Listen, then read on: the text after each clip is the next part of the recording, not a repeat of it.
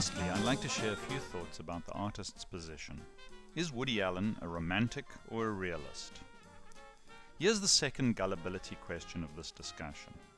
Who thought that Woody's character, Cliff, would get the girl? I have to confess that I did. Allen led many of us into expecting the romantic outcome, but the guy, Cliff, doesn't get the girl, Haley. She ends up with Lester, who is successful, shallow, but not really all that bad. We all have fantasies, the stories we tell ourselves about our expectations of the world, and this correlates imperfectly with how the world really is. God, you're in such wonderful shape. For a man my age. For any age. I was actually quite athletic when I was a young student. You still make love like a young student? Yeah? Yeah. Yeah. If one's way of seeing the world is a poor representation of how the world really is, it makes it that much harder to use that which is truly available in the world. This is partly why individuals who are romantics often suffer so much. Allen describes how as a child cinema was a refuge for him. In an interview with Jean-Luc Godard in 1986, he describes as a youth getting out of the sunlight into a movie theater and being transported. Someplace to escape to, someplace to block out the terrible truths of reality. What are you doing with a copy of Singing in the Rain? It's the one print that I own. It's a very good 16mm print. I play it every couple of months to get my spirits up. In Manhattan, Allen's 1979 movie, Isaac speaks into a tape recorder. An idea for a short story about people in Manhattan who are constantly creating these real unnecessary neurotic problems for themselves because it keeps them from dealing with more unsolvable, terrifying problems about the universe. And when he says neurotic problems, he is of course talking about complex relationships and related intrigue, as he portrays in many of his movies. The majority of Allen's films appear to me to be, like the idea for the short story in Manhattan, about neurosis and fantasy and romance. If the girl is not actually got, she remains gettable. This is not surprising, because they serve the purpose that Allen most enjoys about cinema. There is evidence that Allen at least partly lives his actual life as a romantic.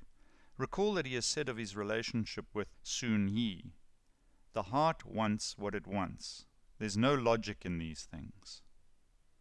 You could argue that the real Woody Allen is a romantic, that he is more Clifford Stern than Aunt May the atheist or Prof. Levy the existentialist. You know, he wrote a very interesting book on human relationships. He speaks very, very highly of love at first sight. Being a romantic is not a million miles from believing in God. Bono, of U2, said of Bob Dylan, "He tends to mix up woman and God." Does Allen do the same? There is much in common between religious belief and romantic love. Both involve stories that we tell ourselves about being cared for by a fantastic, powerful other.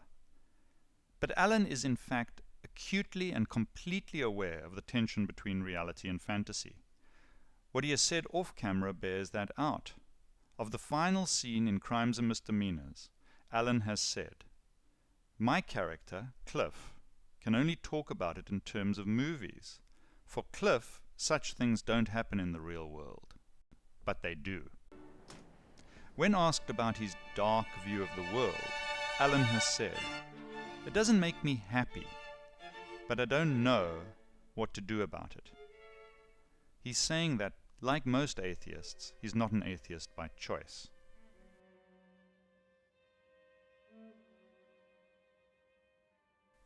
He's also called deep religious belief a gift, and I'd add that it's not a gift that one can give oneself. So here, in Crimes and Misdemeanors, Allen has given us a film that, rather than paint a fantasy, has done something different. It has painted a reality. It emphasizes an excruciating, but also arguably exhilarating truth. We live in an imperfect and godless world.